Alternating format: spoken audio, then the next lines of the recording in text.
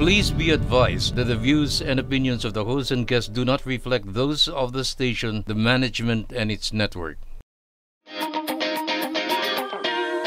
Sa barangay tayo, ikaw at ako. Sa barangay tayo, sa barangay tayo. Sa barangay tayo, ikaw at ako. Madami kang matututunan, nakaalaman, kaya lagi tandaan. Sa barangay tayo. Welcome back mga kabarangay, at sa ating pong best practices segment, makakasama pa rin po natin si Cap Denden Malonzo ng Barangay San Bartolome, Santa Ana, Pampanga. Cap Denden, Cap Dondon, bago po tayo pumunta po sa mga programa po na ginagawa po ninyo sa inyo pong barangay, pwede po bang kwentuhan nyo po muna kami, ang ating pong mga kabarangay, kung paano po ba kayo nagsimula sa barangay po ninyo?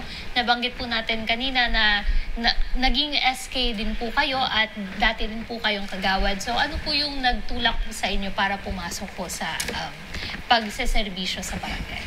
Actually, nung pong time na kabataan ko, mahilig kasi ako sa sports, sa basketball. Kaya yun, humabol akong SK chairman kasi gusto ko lagi sports. Hanggang sa nakailigan ko po yung politics. Then humabol po ako ng kagawad hanggang sa naging kapitan din po. Kanina po nabanggit din po natin, kayo po ang youngest kapitan po sa inyo pong lugar. Nag-start po kayo sa pagiging kapitan at 29 years old. Ayan po. Kamusta naman po yung experience po nung una po kayong naging kapitan? Siyempre po malaki yung adjustment, lalo na nung napahinga ako after being SK chairman. Nagtrabaho po ako bilang private sa isang company. Then actually nung naging kapitan ako, nagtatrabaho pa rin ako as private. Then nakita ko yung pangangailangan ng tao na hindi pwedeng pagsabayin yung dalawa, mas-sacrifice yung isa sigurado. Kaya after 6 months, nag-resign po ako sa private kong trabaho para maging full-time na punong barangay. Opo. Kap, doon lagi nga po natin nababanggit dito po sa ating programa, no, na yung pagiging isang public servant, lalo na po barangay official, halos 24 hours po ang pagtatrabaho. Kaya naman po talagang patunay po yung naging experience po ninyo na talagang yung isang araw po, yung oras po sa isang araw kulang para po magbigay ng serbisyo sa mga constituents. Mahirap maging kapitan, no? Mahirap po. And may shared experience din po kayong dalawa dahil si Cap Dondon ay nanggaling din po sa pagiging SK. Yeah. Pero sa kanya, dumaan siya ng pagiging kagawad. So, dadaanan mo lahat, halos. Di ba? Kasi from SK chairman to medyo matanda na ako yung SK. Pagiging SK chairman ko, 90s pa po. Yun yung unang SK. Opo. Kami yung unang SK. Tapos ikaw naging kagawad, which ako naman, hindi ako naging kagawad. Nagtrabaho kaagad ako sa public, naging naging executive assistant ako noon. Pero ikaw, Kap, dinaanan mo. So medyo lamang ka sa labanan pagdating sa public service. Opo. At speaking of public service nga po, dahil nga po napagdaanan niyo po itong pagiging SK, pagiging kagawad, at ngayon po punong barangay, nakita niyo po talaga kung ano po yung mga pangangailangan po ng inyong pong lugar. Kwentuhan niyo naman po kami kung ano po itong mga ginawa po ninyong programa sa Barangay San Bartolome para po talagang makatulong sa inyong pong mga constituents. May bago po kong programa ngayon, yung tinatawag na Almusal with Cap Den. San Bart Morning Ugnayan. Yun po, 2 beses ko palang na-launch yun. Dahil, paborito ko to dahil ako mismo yung nagpupunta sa mga compound or sa mga bahay-bahay. Nakikipag-almusal ako, nakikipagkwento ako sa mga kabarangay para mas lalong makita ko yung pangangailangan nila. Bukod sa nalibre ko sila sa kanilang almusal, yun yung target ko, makipagkwentuhan at para malaman nila na yung barangay, na may barangay silang maaasahan sa kanilang pamumuhay. That's good. At least na touch base ka sa kanila, no? Opo. Okay. Hands-on po. Kap, doon importante po yun, no? Kayo din po bilang kapitan, importante po yung meron po kayong talagang personal na connection sa inyo pong mga constituent. Kahit anong laki ng barangay, kailangan talagang touch base ka eh. Pero ano ba ang nyo? Una yung population po ninyo. Pangalawa, yung voting population. Pangatlo, yung area. Ano po ba ang ng San Bart? Yung barangay po namin, meron, actually maliit lang. Nasa 2,900 plus lang yung population ng barangay namin at yung voting population ay nasa 1,500 lang. Bali, kung titingnan, parang isa sa maliit na barangay sa aming bayan sa Santa Ana. Pero yung land area? Nasa average lang po. Yung area po namin sa barangay, nasa highway, parang nasa main road or national road. Kaya yung mga sa amin, sa lugar namin, puro commercial yung nasa highway namin. Oh, okay. That's nice. That's nice. Eh, kamusta naman, ako na SK may magtatanong, kamusta naman ang peace and order niyo doon? Kung lalo na kung nasa highway kayo. Opo, yung pinaka madalas po namin na ginagawa dahil nasa highway kami, yung accident, di po natin maiwasan yan, yung pag-rescue.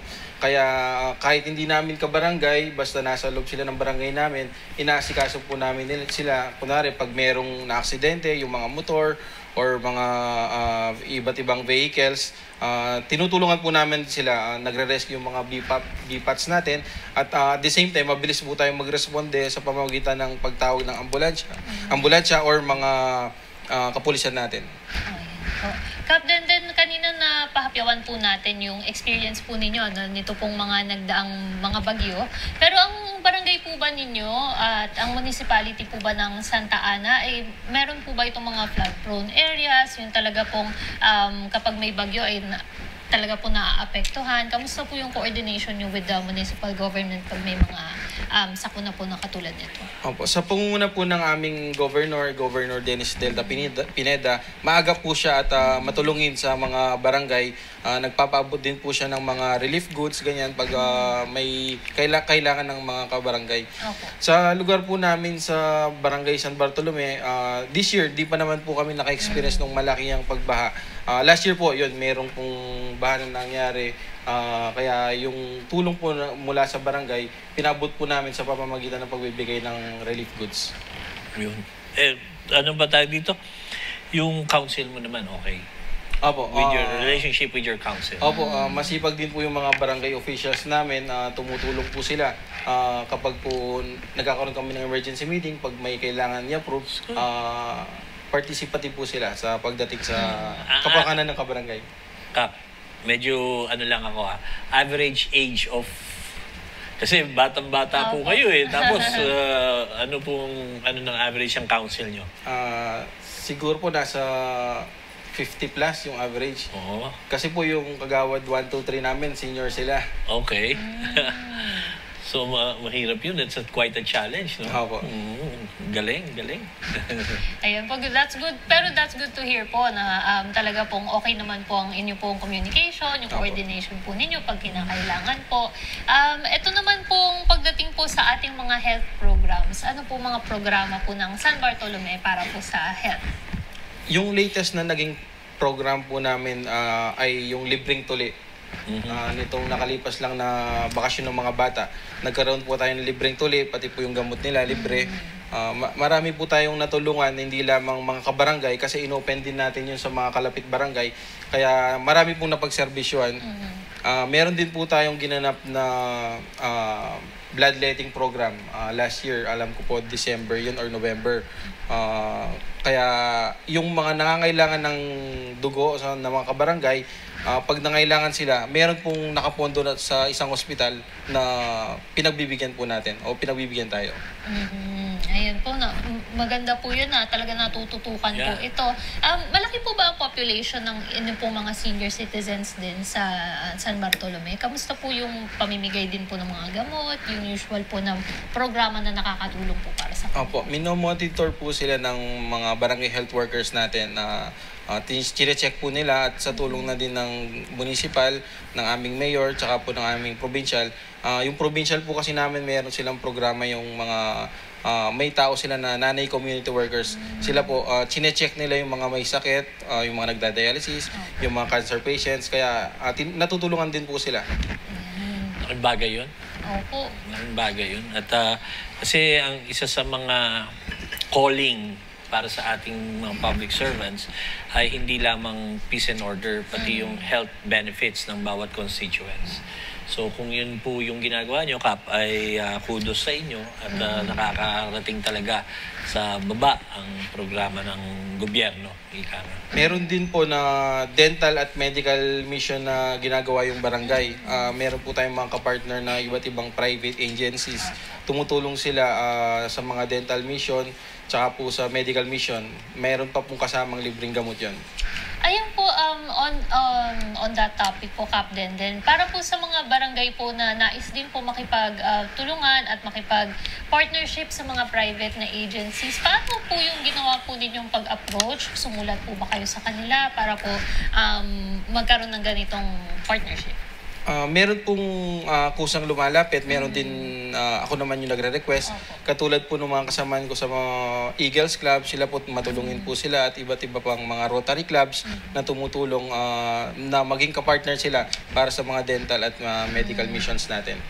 Actually, mahalaga yun yung collab ng isang non-government organization saka saka ng isang government entity, mapabarangay, city, or provincial.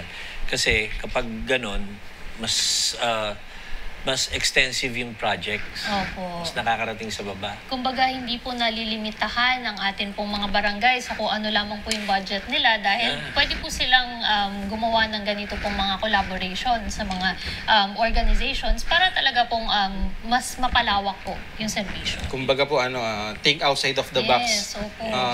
Meron din pong pagkakataon na yung religious sector din, sa amin, sa ibang religion, tumulong sa aming barangay para makondak ng maayos yung aming medical mission. Isingit ko lang, gusto ko rin kasi pinag-uusapan natin yung collab ng mga private organizations. Kanina umaga, galing po ako sa isang proyekto ng Rotary saka ng Barangay Namayan. Yung dati, kung tawagin po namin yan, Duyan ni Nanay. Lahat ng mga buntis sa Barangay Namayan or kapapanganak lang ay inaalagaan po ng Rotary sa nagbibigay twice a month ng grocery, tapos nagkakaroon ng seminar para sa kanilang mental health, tapos livelihood. So kanina nag-awarding kami. Isa yun sa prime example na kapag maganda at meron kayong mga kapitan, meron kayong magandang o kakilala, may constituents kayo malamang na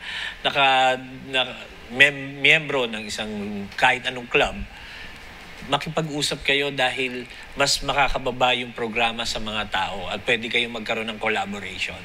Yan ngayon ang hinahanap natin. Opo, maganda po yun dahil, for example, meron tayong kabarangay na member ng ganitong club or may connection siya, mabilis po yung para magiging bridge siya. Kaya malaking tulong din po yung mga kabarangay natin na para sa kanilang mga partisipasyon. Yes. Ayan po, yun po ang ating biggest takeaway sa segment po natin na to, no? Yung galing po sa ating pong special guest ngayon na si Kap Denden, think outside the box po mga kabarangay para po talagang mas mapalawak po natin ang ating serbisyong barangay. At bago po tayo magtapos, lastly na lamang po, kamusta po ang badak po sa inyo pong barangay? Yung pong badak natin or regarding sa drugs, malagod ko pong ibalita na yung aming barangay drug-free. First barangay sa aming bayan sa Santa Ana na drug-free. Kaya pagdating sa drugs, although meron pong may pagkakataon nahuli na gumagamit ng drugs at mabuti naman po okay na siya at natapos na yung kanyang sentensya. Bukod po doon, wala na akong alam na user or pusher sa aming barangay. Opo, yan po. Napakaganda pong pakinggan po niyan. Meron din po ba kayo dun po sa mga nahuli before? Meron po ba kayong reform or rehabilitation program for them? Dati po meron sa aming bayan, pero nalipat na po sa pagkakaalam ko. Other than that po, yung mga naging programs namin regarding sa drugs, nagkakaroon po kami ng orientation or collaboration sa PNP. Twice na po kami nakapag-conduct ng orientation, lalo na sa mga kabataan. In-explain po yung epekto ng drugs, kung paano maiiwasan, at ano yung mga possible na magiging punishment mo pag gumagamit ka ng drugs. Ayan po, maraming salamat po, Kap Denden. At mga kabarangay, narinig nyo naman po ang ilang lang po sa mga programa na ginagawa po ni Kap Denden sa kanila pong barangay sa San Bartolome, Santa Ana, Pampanga. At huwag po kayong aalis dahil po sa ating pong last segment, of course, makakasama pa rin po natin si Kap Denden. At marami pa po tayong matututunan mula po sa kanya. Lahat po yan sa pagbabalik ng Sa Barangay Tayo. Sa barangay tayo, ikaw at ako. Nagbibigay ng aral sa mga kagawad at kapitan. Sa barangay